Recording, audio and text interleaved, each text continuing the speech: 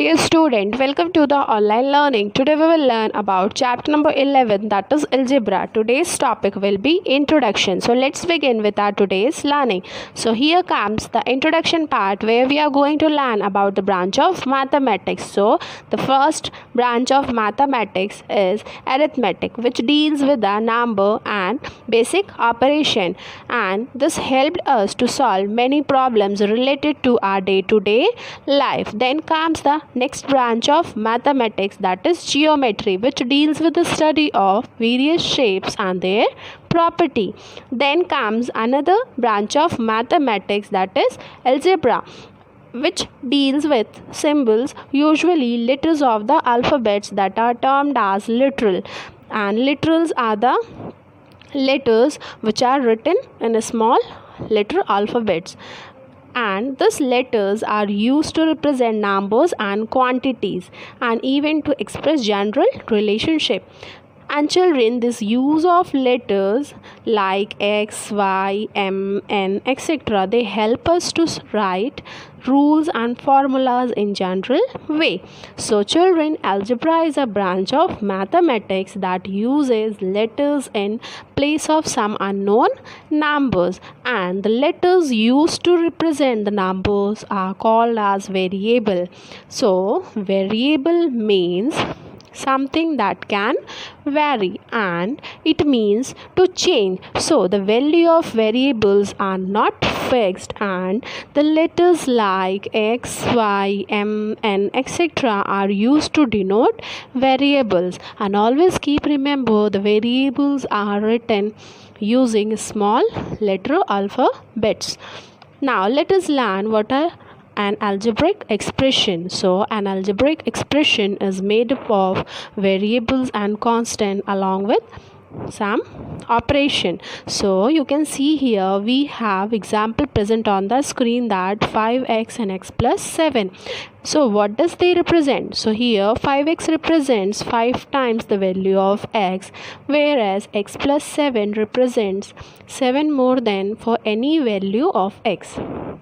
And children, through this algebraic expression, we can even determine the number of terms that are used to represent this expression. So here, when any variable and constant, they are separated and segregated by the operation sign like addition or subtraction, we can easily determine the number of terms used to express the particular algebraic expression. So here when we look to the first example 5x, here only one term is used to express this algebraic expression, whereas when we talk about this another example x plus 7, here we have two number of terms, okay, to express this algebraic expression. Now let us learn about the matchstick pattern for letter L.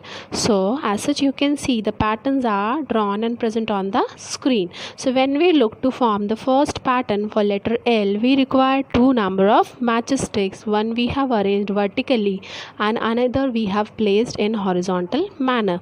So when we look to form the second pattern for letter L, we have used here total 4 number of matchsticks. Then in the same way we can get the number of matchsticks required for any number of pattern for the letter L. So children, in this way we can obtain the general rule for the nth pattern for letter L, and that can be given by the formula that is equals to 2n. Now let us understand why we are writing 2n here. So n is the value which starts from the number like 1, 2, 3, 4 and so on. So this n means what? It just represents the number of term which we want to obtain, or the number of pattern which we want to obtain using the matchstick. Fine. So for any letter, but here we are talking about the letter L. So as such you can see the basic requirement to form the first letter L, we have used here two matchsticks only. So here we have used two matchsticks and the first pattern we have obtained, and for that we used total two matchsticks. Then in the same way using the two matchstick, the two patterns can be formed, and for that two patterns for letter L, total 4 matchsticks are required. So you can see here, when we are just calculating the number of matchsticks for any pattern for letter L, everywhere we are using 2. So 2 is what? 2 is the actual need of matchsticks when we are forming the first pattern for this letter L. So that's what this general rule can be given by 2n. So here n can take any value starting from 1, 2, 3 and so on it can take. Now let us understand about the matchstick pattern for letter C. So here also, when we look to form the first pattern for letter C, we have used 3 number of matchsticks. Then when we look to form the second pattern for letter C, we have used here total 6 number of matchsticks. In the same way, we can obtain the number of matchsticks required for any pattern for letter C. Now, the general rule for the nth pattern for this letter C can be given by 3n. So, what does this 3n represent? So, children, when we have formed the first pattern for letter L, we have actually used 3 number of matchsticks. Then again, to obtain the second pattern for letter C, we have multiplied that second pattern of letter C with the basic required number of matchstick that we have used when we have formed the pattern for letter C. Okay, so it was 3 matchsticks. So that basically required matchsticks we multiplied with the 2 pattern for letter C. So we got here 6 number of matchsticks that we will require when we'll form the 2 patterns for letter C. So as such, you can see that everywhere this 3 is present. So 3 represents the actually required number of matchsticks when we will form the letter C here, and this n can take any value. As such, whenever we look to form the pattern for letter C, and for any pattern, this n can take the number starting from 1 to 3. So likewise, you can see here, when we put here 1, we can get 3 matchsticks. When we put here 2, means we are looking for the second pattern, so we will get the number of matchsticks 6. Okay, so by putting the values in this general rule, we can get the number of matchsticks required for the letter C. I hope you have understood that matchstick pattern. Now let us come to the exercise question given in textbook page number 226. So here comes the question number 3, that the cadets are marching in a parade, and here 5 cadets in a row are there. Now what is the rule which gives the number of cadets for the given number of rows? Here we have to use variable n for the number of rows. Okay, and always remember that the variables we will write in terms of a small letter alphabets. Fine. So here as such, it is given already in the question, so that variable only we have to use while solving this question. So let the number of rows be n, and then the number of cadets in one row is equals to 5, as such given in the question itself. So the total number of cadets in 5 row can be obtained by multiplying the number of cadets in a row, that too with the number of rows. So we can give it like 5 multiplied with n, that is equals to 5n. Now come to the next question from the same exercise, that there are 50 mangoes in a box, and how will you write the total number of mangoes in terms of the number of boxes? And here we have to use the number of boxes is equals to small letter b as a hint given in the question. So let's solve this. First of all, we'll take the number of boxes is equals to small letter b, and the number of mangoes in a box is equals to 50. Fine. So the total number of mangoes will be obtained by multiplying the number of mangoes in a box, that too with the number of boxes. So that will be 50 multiplied by b will be giving you 50b. Then comes the next question from the same exercise.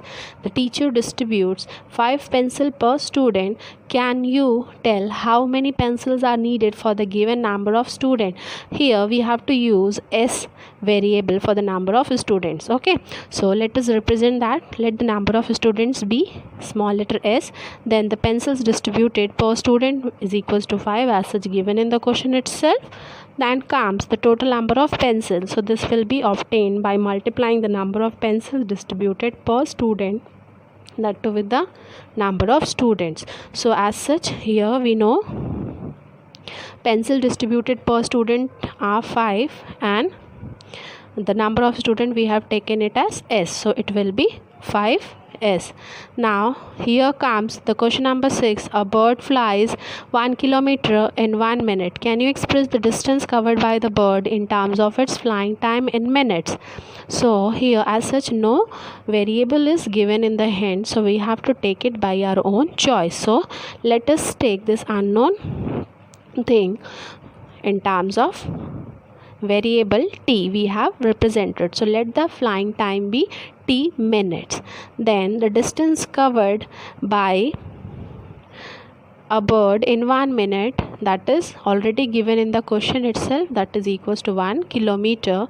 Then here the distance covered in t minutes can be given by distance covered in 1 minute multiplied with flying time. So it will be 1 multiplied with t, that will give you t kilometer distance covered in t minutes. Okay.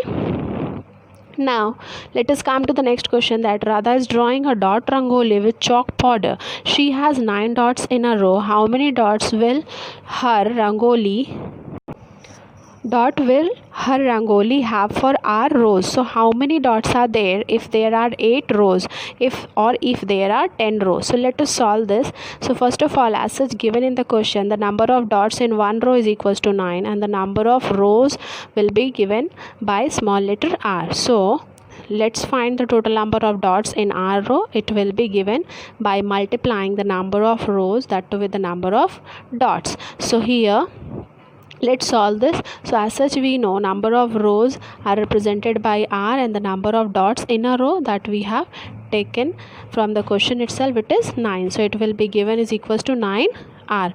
Now the number of dots in 8 row is equals to 9 into 8, that is equals to 72. And if here we have 10 number of rows, then the number of dots will be 9 multiplied with 10. As such, when we know the number of rows, we can put it in place of this small letter r. So we'll get here total 90 dots are there in 10 rows. Okay. Likewise, we can solve the question number 10. As such, here Leela is Radha's younger sister and she is 4 years younger than Radha, and we have to write her age in terms of Radha's age, and the hint is given that Radha age we have to take it is equals to x year. So let's do that. Now we can write Leela's age in terms of Radha's age as like Radha's age minus 4 year. Okay, so as such we have taken her age is equals to x year. So in place of Radha we will write x minus 4 year. Fine children. Now come to the question number 9. Mother has made laddu and she has given some laddu to guest and family member. After that 5 laddus are remaining. If the number of laddus mother gave away is represented by small letter L, then how many laddus did she make? So as such from the question we know that total number of laddus made by mother, actually we don't know. So number of laddus mother gave away, that is known to us from the question in terms of variable, that is L.